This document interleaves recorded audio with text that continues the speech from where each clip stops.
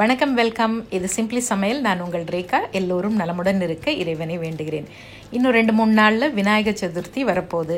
ரொம்ப சிறப்பாகவும் சந்தோஷமாகவும் இந்த விநாயகர் சதுர்த்தியில் விநாயகருடைய பரிபூரண அருள் நம்ம எல்லாருக்கும் கிடைக்கணும் அப்படின்னு நானும் வேண்டிக்கிறேன். அதுக்காக 2 ஸ்பெஷலான கொழுக்கட்டைகள், அம்மணி கொழுக்கட்டைன்னு சொல்லுவாங்க, இல்லை மணி கொழுக்கட்டைன்னு சொல்லுவாங்க. இது சேவரி, அதாவது கார வகையில். அதே மாதிரி பாரம்பரியமாக செய்யக்கூடிய தேங்காய் பால் கொழுக்கட்டை, இது 2 தான் செய்ய போகிறோம். ரொம்ப நல்ல சுவையோட, ரொம்ப பார்க்கவும் அவ்வளோ க்யூட்டாக இருக்கும். இது 2மே பார்க்குறதுக்கு ரொம்ப ரொம்ப அழகாக இருக்கும். இந்த 2 ரெசிபியும் தான் இன்றைக்கி செய்ய போகிறோம்.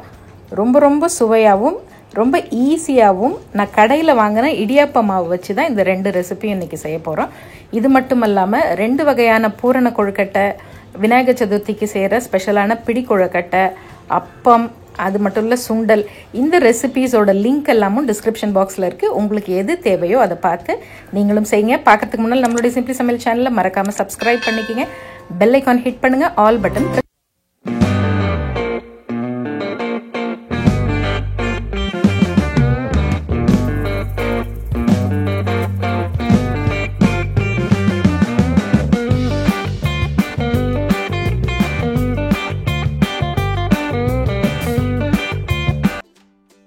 ஃபஸ்ட்டு நல்லா அடிகனமான ஒரு பாத்திரம் வச்சுருக்கேன். இந்த 2 ரெசிபிக்குமே ஒரே மாவு தான், ஒரே மாதிரி தான் உருட்ட போகிறோம். நான் 2 கப்பு இடியாப்ப மாவு, இது பதப்படுத்தப்பட்ட இடியாப்ப மாவு. அதனால் நீங்கள் டைரெக்டாக அப்படியே நம்ம யூஸ் பண்ணிக்கலாம், வறுக்கெல்லாம் தேவையில்லை.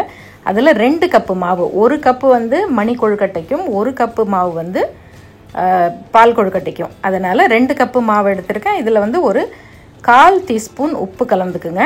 உப்பு சேர்த்து நல்லா அந்த மாவோட ஒரு தடவை கலக்கி விட்டுடுங்க. 2 கப்பு மாவுங்கிறது பார்த்திங்கன்னா ஒரு 300 கிராம். 1 கப்பு ஒரு 150 கிராம் மாவு. ஸோ 2 கப்பு ஒரு 300 கிராம் மாவு. எந்த கப்பில் நீங்கள் அளக்குறீங்களோ அதே கப்பிலையே தான் தண்ணி ஊற்ற போகிறோம். அதுக்கு முன்னால் 1 டீஸ்பூன் அளவு நல்லெண்ணெய் ஊற்றிக்கிங்க. நல்லெண்ணெய் ஊற்றினா மாவு கையில் ஒட்டாமல் இருக்கும். தண்ணி நல்லா கொதிக்க வைங்க. 2 கப் அளவு தண்ணி நல்லா கொதிக்கணும், இப்படி ஆவி பறக்கணும். அப்போ கொஞ்சம் கொஞ்சமாக தண்ணி சேர்த்து நல்லா இந்த மாதிரி ஒரு கரண்டி காம்போ இல்லை மத்து பின்பக்கம் அந்த மாதிரி வச்சுட்டு, உடன் ஸ்பூன் ஸ்பேச்சுலா மாதிரி இருந்தால் உங்களுக்கு கிளறதுக்கு ஈஸியாக இருக்கும். இந்த மாதிரி நல்லா இந்த மாவு ஃபுல்லாக வெள்ளை மாவு தெரியாத அளவுக்கு தண்ணி ஊற்றி நல்லா இந்த மாதிரி கிளறி வச்சுக்கோங்க. கிளறினோன்னே தண்ணி இப்போ கொதிக்குது, அதனால் உங்களால் கை வைக்க முடியாது. நல்ல டைட்டான ஒரு மூடி போட்டு ஒரு 5 நிமிஷம் விட்டுடுங்க. கொஞ்சம் அது லியூக்வார்ம் வந்த பிறகு கொஞ்சம் லேசாக பிசைஞ்சு விட்டு இப்படி தொட்டு பார்த்தீங்கன்னா கையில் பாருங்கள் ஒட்டாமல் இருக்கும். இந்த மாதிரி இருக்கணும். நல்ல சப்பாத்தி மாவு மாதிரி உருட்டிட்டு குட்டி குட்டியான இந்த மாதிரி எடுத்து அழகாக ரவுண்டாக இப்படி ரோல் பண்ணுங்கள். கொஞ்சம் டைம் எடுக்கும், ஆனால் இப்படி உட்காந்து செய்கிறதும் ஒரு சந்தோஷம்தான். இன்ஃபேக்ட் உங்கள் வீட்டு குட்டீஸ் எல்லாம் ஆளுக்கு கொஞ்சம் கொஞ்சம் மாவு கொடுத்து இந்த மாதிரி உருட்டி காமிச்சு அவங்களுக்கும் விநாயகர் சதுர்த்திக்கு வாங்க நீங்களும் செய்யுங்க அப்படின்னு சொல்லி அவங்களையும் இன்வால்வ் பண்ணுங்க. இன்ஃபேக்ட் எங்கள் வீட்டில் எங்கள் வீட்டு சாய்க்குட்டி தான் முக்கால்வாசி உருட்டினார். இப்போ அடுத்தது நம்ம உருட்டின மாவை 2ஆக பிரிச்சுக்குங்க. மணி கொழுக்கட்டைக்கு ஃபஸ்ட்டு நம்ம அதை வேக வைக்கணும். ஸோ இந்த மாதிரி ஒரு ஸ்டீமரில் ஒரு ஈரத்துணி, நல்ல சுத்தமான வெள்ளை ஈரத்துணி, அதை வேட்டி துணின்னு சொல்லுவாங்க, அந்த மாதிரி ஒரு துணியில் ஃபஸ்ட்டு கொஞ்சம் பாத்திரத்தில் தண்ணி வைங்க. இல்லை இட்லி பானையில் கூட வச்சுக்கலாம். உங்களுக்கு ஸ்டீமர் இருந்தால் ஸ்டீமரில் வைங்க. அப்படி இல்லைன்னா இட்லி தட்டில் அழகாக இந்த மாதிரி துணி வச்சிங்கன்னா ஒட்டாமல் வெந்து எடுக்கிறதுக்கு ஈஸியாக இருக்கும். தண்ணி நல்லா கொதித்த பிறகு தான் நீங்கள் உருட்டின மாவை அதில் போடணும். போட்டு நல்லா மூடி வச்சுருங்க. 10 நிமிஷம் இது வேகட்டும். 10 நிமிஷத்தில் பார்த்தீங்கன்னா நல்லா ஓப்பன் பண்ணி பார்த்தீங்கன்னா நல்லா மாவு மாதிரி முதல்ல இருந்தது, இப்போ நல்லா பளன்னு பார்க்குறதுக்கே அப்படியே ஷைனிங்காக மினுமினுன்னு வெந்திருக்கும். அந்த மினுமினுப்பு வந்துட்டாலே உங்களுக்கு தெரியும் மாவு இப்போ நல்லா வெந்துடுச்சு அப்படின்னு. உங்களுக்கு இல்லைன்னா ஒரே ஒரு உருண்டை எப்படி எடுத்து கூட நீங்கள் நசுக்கி பார்க்கலாம். அவ்வளோதான். இப்போ வெந்துடுச்சு. இதை ஒரு பிளேட்டில் அப்படியே எடுத்து கொட்டிட்டு ஆற வச்சுடுங்க. இப்போ இதுக்கு ஒரு தாளிப்பு செஞ்சிடலாம். கிட்டத்தட்ட சுண்டல் தாளிக்கிற அதே தாளிப்பு தான். கடுகு, உளுத்தம்பருப்பு, கொஞ்சம் சீரகம், பெருங்காயத்தூள், 2 காஞ்ச மிளகாய், கொஞ்சம் கருவேப்பிலை, ஒரு 2-3 டீஸ்பூன் துருவன தேங்காய். இதில் காரத்துக்கு கொஞ்சமாக நான் இப்போ 1 டீஸ்பூன் அளவு சாம்பார் பொடி, ஹோம்மேட் சாம்பார் பொடி இல்லைன்னா இட்லி பொடி, இது 2த்தில் எது வேணாலும் நீங்கள் யூஸ் பண்ணிக்கலாம். இப்போ ஒரு எண்ணெய் சட்டி வச்சுக்கோங்க. 2 டீஸ்பூன் எண்ணெய் ஊற்றிக்கிங்க. கடுகு, உளுத்தம்பருப்பு, சீரகம், பெருங்காயத்தூள் 4ம் போடுங்க. இது கொஞ்சம் வெடித்து வரட்டும், பொரிஞ்சு வரட்டும். அதுக்கு அடுத்தது 2 காஞ்ச மிளகாய் கிள்ளி போட்டுக்கலாம். கொஞ்சம் கருவேப்பிலை சேர்த்துக்கலாம். சப்போஸ் உங்கள்கிட்ட சாம்பார் பொடியும் இல்லை, இட்லி பொடியும் இல்லைன்னா 2 காஞ்ச மிளகாய், கொஞ்சமாக உளுத்தம்பருப்பு கடலைப்பருப்பு அதை லேசாக வறுத்துட்டு எண்ணெயில் லைட்டாக கொஞ்சமாக எண்ணெய் ஊற்றி வறுத்துட்டு மிக்சியில் போட்டு கொரகொரப்பான பொடியாக அரைச்சிக்குங்க. அவ்வளோதான். இப்போ வேக வச்ச அந்த மணி உருண்டைங்களை உள்ளே போடுங்க. நம்ம எடுத்து வச்ச சாம்பார் பொடியை கொஞ்சம் மேலே போடுங்க. நல்ல ஒரு பெரட்டி விடுங்க.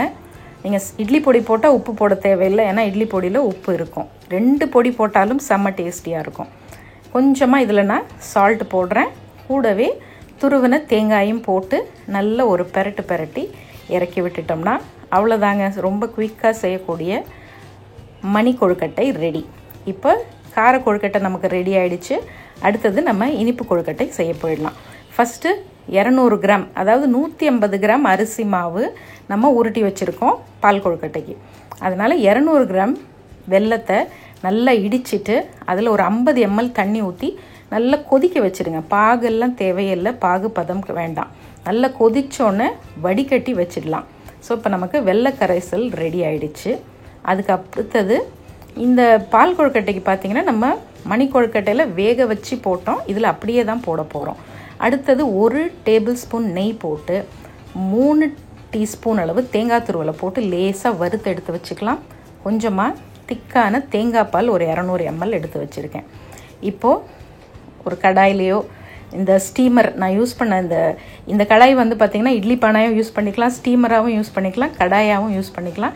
இது 3 in 1. எனக்கு இது ரொம்ப பிடிச்சிருக்கு. இதுக்கு தனியாக ஒரு ரிவ்யூ வீடியோ இன்னொரு தடவை போடுறேன்.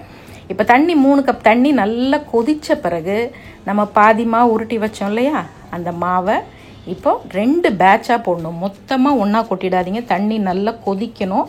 முதல்ல ஒரு பேட்ச் போடுங்க. கொஞ்சம் வெந்தோடனே பார்த்தீங்கன்னா அந்த உருண்டைங்கள்லாம் அப்படியே மெதுவாக மேலே மிதக்கும். அப்போ வெந்துருச்சுன்னு தெரியும். தண்ணி நல்லா கொதிக்கணும், இல்லைன்னா உருண்டை உடஞ்சிரும், இல்லை கரைஞ்சி போயிடும். அதனால் கொதிக்கிற தண்ணியில் தான் நீங்கள் போடணும். போட்டுட்டிங்கன்னா ஒரு 5 நிமிஷத்தில் நல்ல மாவு வெந்து அப்படியே மிதக்க ஆரம்பிச்சிடும். மிதக்க ஆரம்பித்த பிறகு மறுபடியும் இன்னொரு பேட்ச் 2 பேட்சாக போடுங்க. இப்போ அதை மாதிரி தான் நான் ஃபஸ்ட்டு பேட்ச் பாருங்கள் நல்லா வெந்துருச்சு. இப்போ மாவு உருண்டைங்கள்லாம் வெந்து அப்படியே மேலே மிதந்து வருது. இப்போ அடுத்தது செகண்ட் பேட்சும் போட்டு அதே மாதிரி இது ஒரு 5 நிமிஷம், அது ஒரு 5 நிமிஷம். நல்லா இப்போ மாவு ஃபுல்லாக வெந்துருச்சு. இப்போ நம்ம என்ன பண்ணலாம், வடிகட்டி வச்ச ஜாகரி சிரப், அதாவது வெள்ளைப்பாகை உள்ளே ஊற்றி அப்படியே ஒரு கலக்குங்க. நல்ல ஹை ஃப்ளேமில். இந்த வெள்ளைப்பாகு ஊற்றினோடனே அந்த கலரில் இந்த உருண்டையாக இது அப்படியே மிதக்கிறது பார்க்கவே ரொம்ப அழகாக இருக்கும். வாசனை வேறு லெவலில் இருக்கும். இப்போது 1/2 டீஸ்பூன் ஏலக்காய் தூள் சேர்த்துக்குங்க. இப்போ இந்த வெள்ளைப்பாகுலையே மறுபடியும் இந்த உருண்டைங்கெல்லாம் ஒரு 5 நிமிஷம் அப்படியே கொதித்து வேகட்டும். இது வேக பார்த்திங்கன்னா அப்படியே திக்னஸ் வந்துக்கிட்டே இருக்கும். சில பேர் வந்து கொஞ்சம் சோம்பேறித்தனப்பட்டுட்டு இடியாப்பச்சில் முறுக்கச்சில் போட்டு அப்படியே புளிஞ்சு விட்ருவாங்க.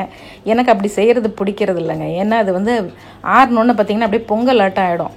என்னென்னு இப்படி பார்க்கும்போது அது பார்க்குறதுக்கே எவ்வளோ அழகாக இருக்குது இல்லையா. அதனால் இந்த மாதிரியே நீங்களும் செய்யுங்க.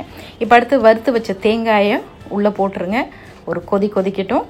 நல்லா கொதித்ததுக்கப்புறமா 2 நிமிஷம் கழித்து ஃபைனலாக திக்கான தேங்காய் பால், நல்ல திக்கான முதல் பால் எடுத்துக்குங்க. அந்த பால் அப்படியே ஊற்றி ஒரு கலக்கி விட்டு அப்படியே ஆஃப் பண்ணிவிடும். அதுக்கப்புறம் கொதிக்க விட வேண்டாம். இப்போ பார்க்குறதுக்கு உங்களுக்கு கொஞ்சம் பாயச கன்சிஸ்டன்சி மாதிரி இருக்குது. ஆனால் இது ஆற கொஞ்சம் திக்னஸ் வந்துடும். சப்போஸ் திக்காக ஆகலைன்னா கொஞ்சம் அரிசி மாவில் தேங்காய் பால் கரைச்சி நீங்கள் உள்ளே ஊற்றிட்டிங்கன்னா திக்னஸ் வந்துடும். அவ்வளோதாங்க. ரொம்ப அழகாக சூப்பராக ஈஸியாக செய்யக்கூடிய பாரம்பரியமான பால் கொழுக்கட்டை. ஸோ இப்போது மணி கொழுக்கட்டை, பால் கொழுக்கட்டை 2 கொழுக்கட்டையும் அட்டகாசமாக வந்திருக்கு. இதே மாதிரி நீங்களும் ட்ரை பண்ணி பாருங்கள். ரொம்ப ஈஸியாகவே செஞ்சிடலாம். நான் சொன்ன மாதிரி குழந்தைங்களையும் கூட வச்சு இந்த விநாயகர் சதுர்த்தியை எல்லோரும் சேர்ந்து செய்யுங்க. மற்ற இந்த ரெசிபீஸ் எல்லாமே டிஸ்கிரிப்ஷன் பாக்ஸில் லிங்க் இருக்குது, அதையும் பார்த்துக்கோங்க. அண்ட் பிடிச்சிருந்ததுன்னா உங்கள் நண்பர்கள் கூட ஷேர் பண்ணிக்கோங்க. நம்மளுடைய சிம்பிளி சமையலை ஃபேஸ்புக்லேயும் இன்ஸ்டாகிராம் பேஜ்லேயும் ஃபாலோ பண்ண மறந்துடாதீங்க. இது சிம்பிளி சமையல். நான் உங்கள் ரேகா. தேங்க்ஸ் ஃபார் வாட்சிங். Take care. Bye-bye.